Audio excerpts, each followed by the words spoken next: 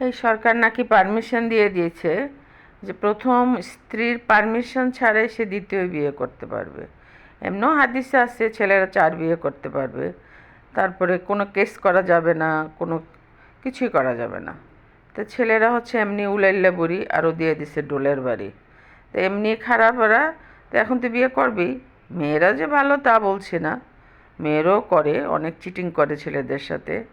তারপরও আইনটা একটু শক্ত রাখা, মেয়েদের জন্য অন্ততপক্ষে আইনটা শক্ত রাখা উচিত ছিল, কারণ মেয়েরা হচ্ছে অসহায়।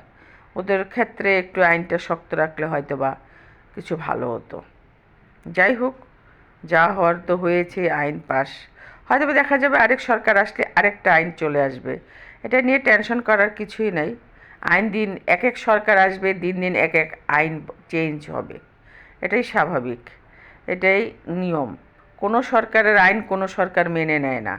তার যার যার খুশি মতো যে সরকার আসবে, সেই সরকার তার খুশি মতো তার আইন আবার তৈরি করা হবে।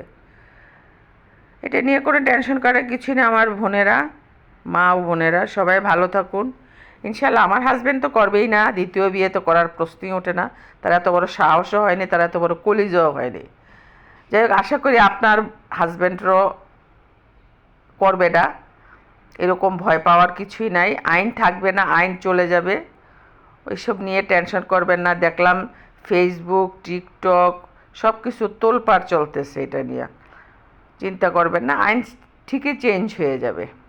সবাই ভালো থাকুন, এটা নিয়ে টেনশন মুক্ত থাকেন। নতুন সরকার আসবে, নতুন আইন হবে। এই ফাঁকে আমি সরপুটি রান্না করে ফেললাম, কথা বলতে বলতে সরপুটিটা রান্না করে ফেললাম।